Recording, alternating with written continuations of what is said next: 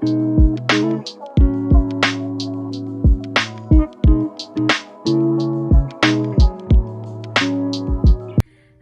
my loves. My name is Mel Threets, and this is Live Again, where we talk about topics to help you live your ideal reality. And today, we're going to be talking about depression and normalizing going through periods of depression in your life. So without further ado, let's get into the video. Tip number 1 is going to be to normalize your experience. Understand that what you're going through is completely normal. Depression is not a one-time thing. It's not a one and done thing. It's not a, oh, I have depression and now I don't have depression. Depressive periods in your life are completely normal. Having stages where you are low and conflicted and overly critical of yourself and loathing and self-hate and all of that, like having those periods in your life are normal, and they don't just not happen anymore. You know what I mean? It's not just a one and done thing. So you're going to continue to have these depressive periods in your life, but it's all about the way that you change your mindset around them versus completely rejecting them. I was one of those people that completely rejected my depression.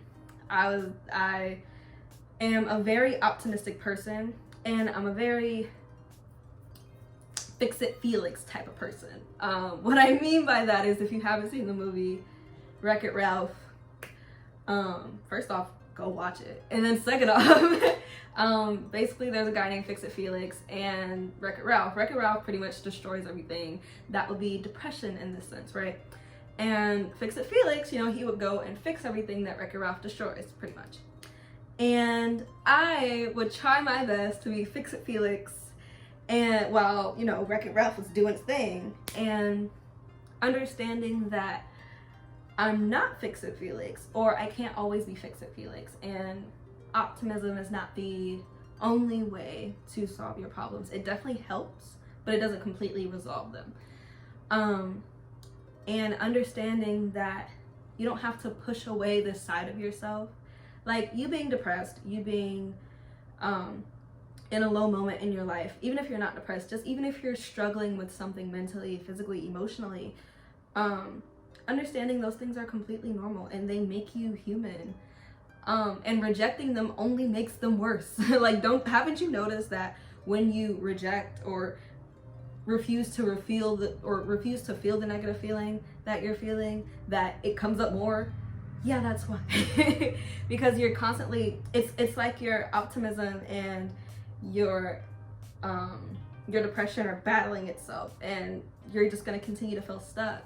Tip number 2 is going to be to allow yourself to feel what you're feeling. If you need to sit and sulk in your feelings, I'm not saying do it for a long period of time, like for weeks.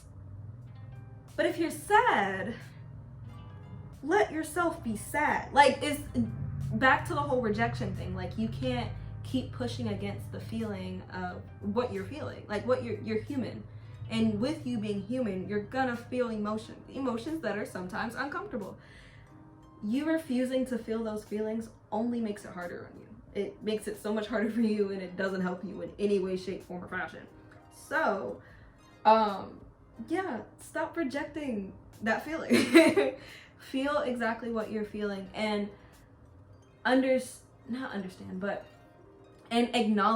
that feeling. Acknowledge that, hey, right now I'm sad. Hey, right now I'm angry. Hey, right now I don't feel like being bothered. Recently I had an experience where I spent a week with my best friend, and I absolutely loved that week. That week honestly meant so much to me, and I hated that I was so not there with myself during that experience, because it made me, like, I felt so sad that I wasn't, able to really bring out my truest self because of where I was. And mind you, my best friend understood, so she never, judged me or wasn't upset about it or anything, but it's like it bothered me because I was like, I felt bad that I wasn't able to be my highest self and my greatest self at the time, because that's usually how I am.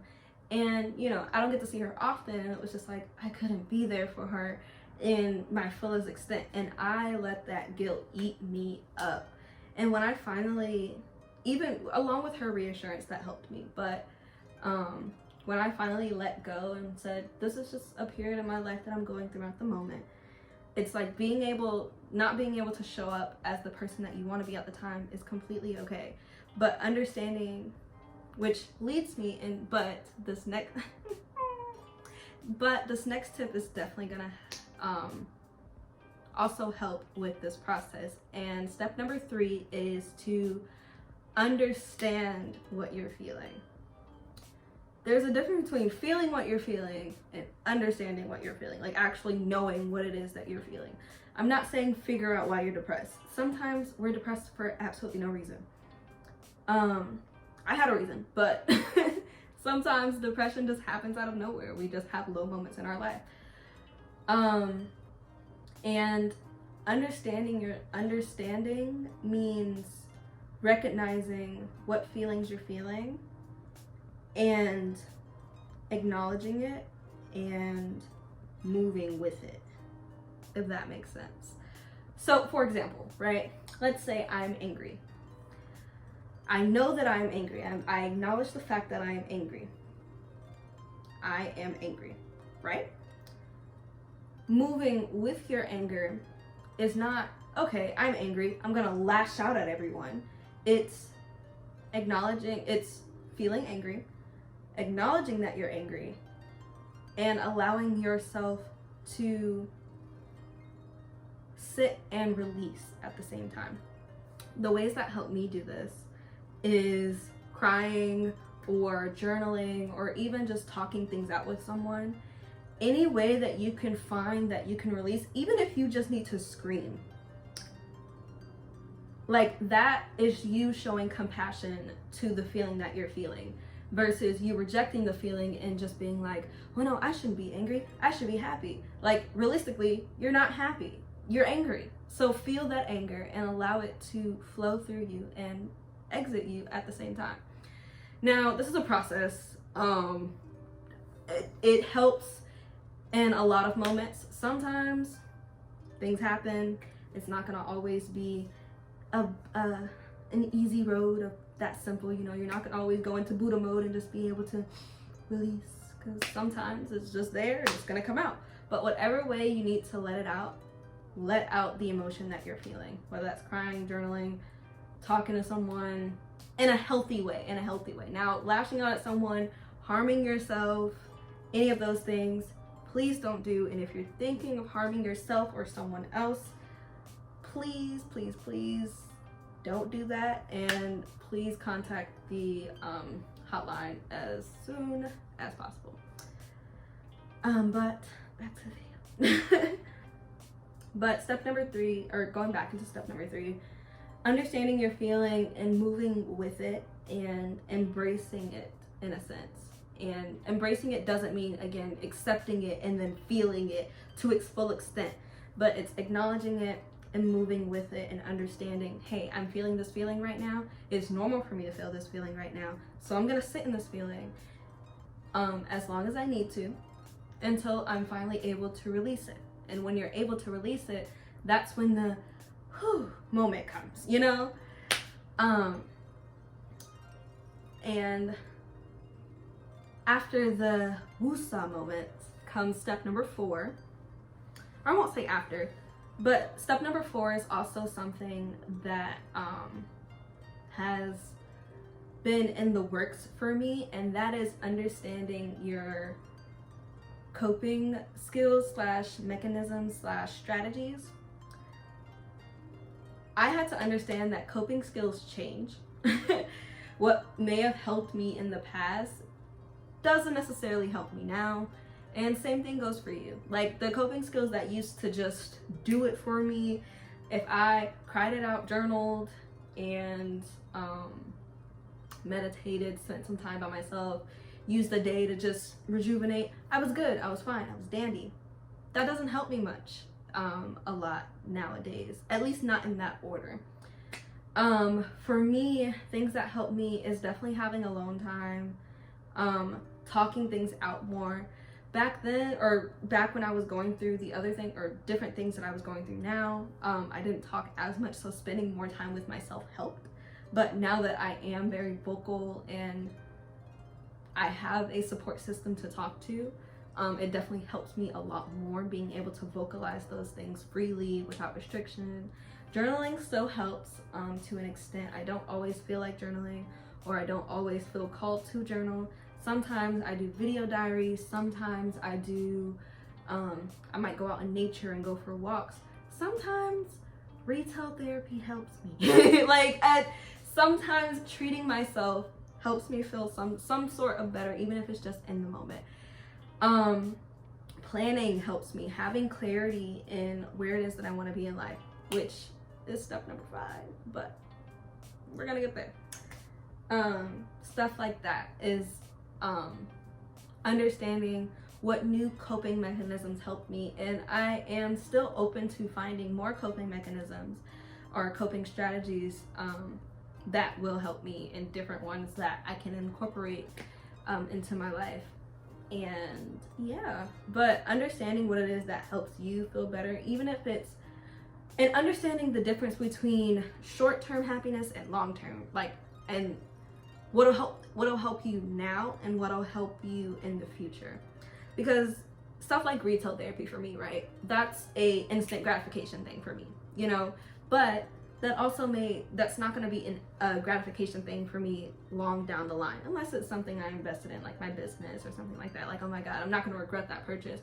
Nor do I regret my purchases, but in the sense of like, yes, it gave me that instant gratification in the moment, but something that helps me long term, maybe like talking things out with someone, or journaling or something like that, and that, because that was a way of me releasing my emotions, and it was I can go back to that conversation mentally and be like, I remember what we talked about. That that was a moment of peace for me. That was a moment of aha. Like, for me, having clarity really helps me, because most of the time when I'm depressed, I have clouded judgment. And that may not be the solution for everyone, but that is definitely something that helps me. But that also leads me into step number 5, and our last and final tip before I flee, which is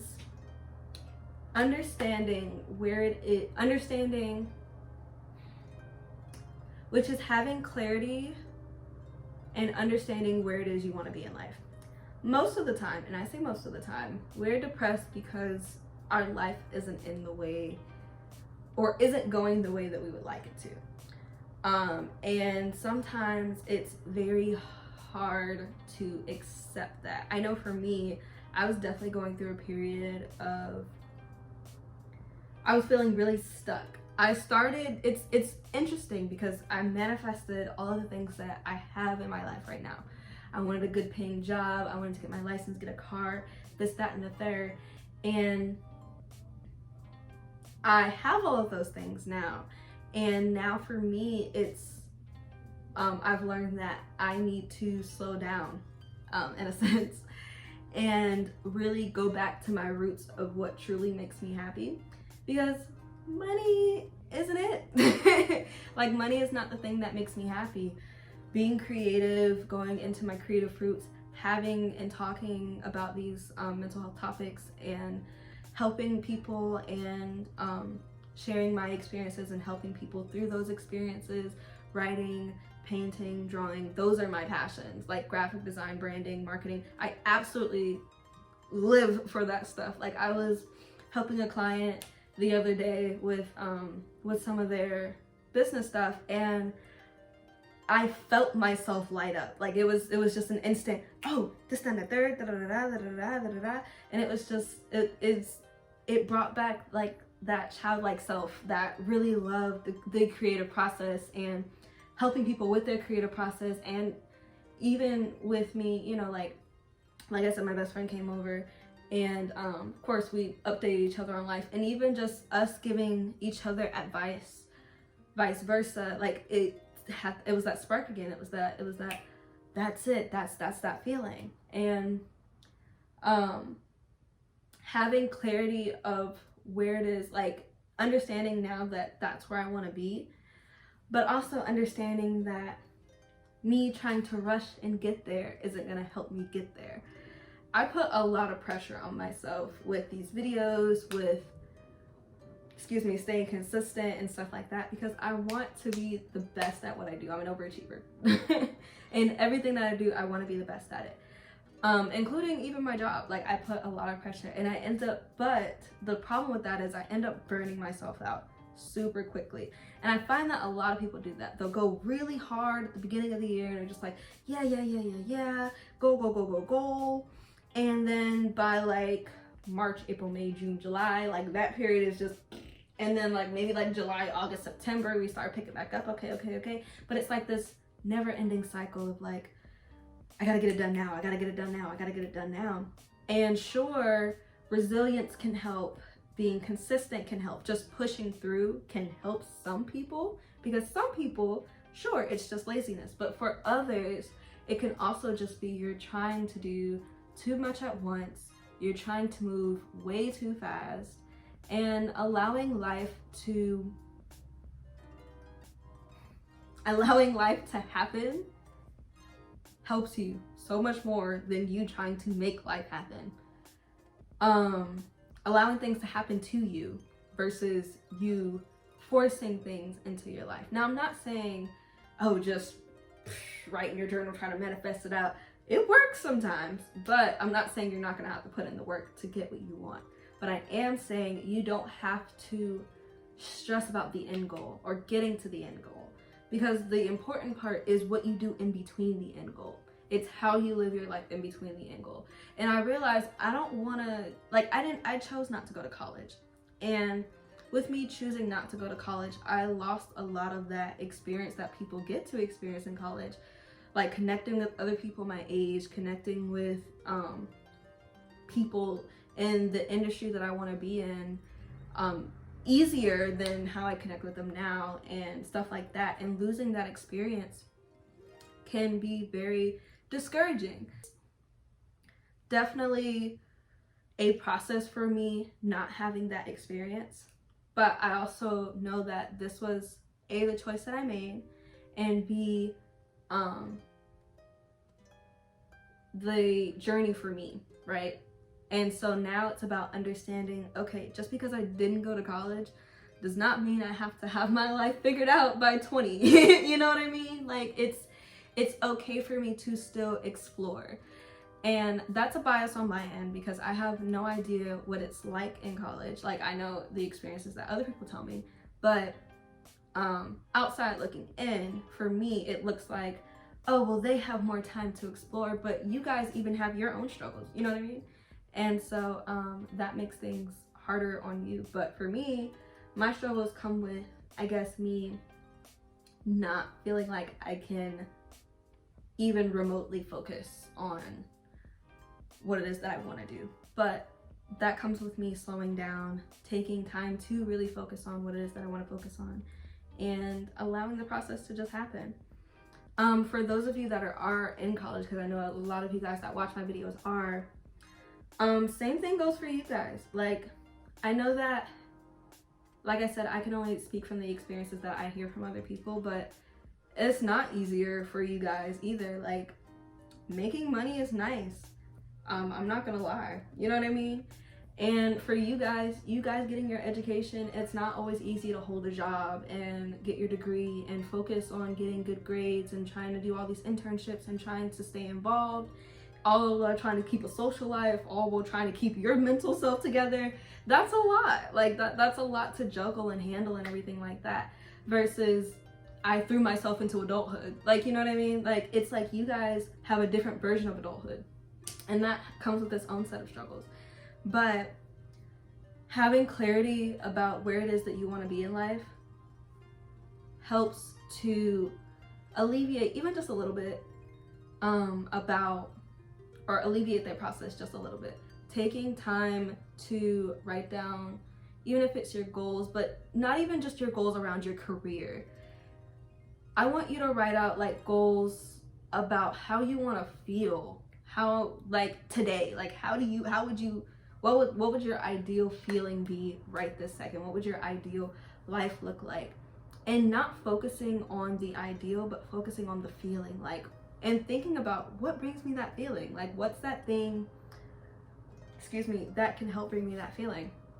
And even if you don't know what that is right now, explore different things. Try painting, try literally anything, try developing a new hobby. And I know that can be hard with a busy schedule, but even if you take 5 minutes out of your day, right, to look something up new, right? And if you have a moment of downtime that you can explore this new thing, take it, try it, see if that sparks some sort of interest in you. Even if you're, because I know y'all be scrolling through TikTok on your free time, scroll through TikTok and find something creative that you can do that may spark that aha moment for you. But I want to thank you guys again for tuning into this video. Honestly, this was a very candid, chill. I kind of like this setup as far as videos. Let me know what you guys think. I kind of wanted something more cozy and welcoming. Like, I remember I used to stress about like, oh, I kind of want it to look like professional studios. I'm like, no, these videos are mental health videos, and I want us to feel welcome in this space. So let me know what you guys think of the new space, or if you love it, if you hate it, if you're just like, nah, it's not working for me, or yeah, no, I like it, it's chill, I like the vibe. But let me know what you guys think. I want to thank you guys again for tuning in, and I love you guys so much, and thank you for being patient with me as I've been going through my own journey. And I promise I'm gonna have some new videos to you as soon as I can. And I hope you guys have an amazing and lovely day. And I love you all. Bye.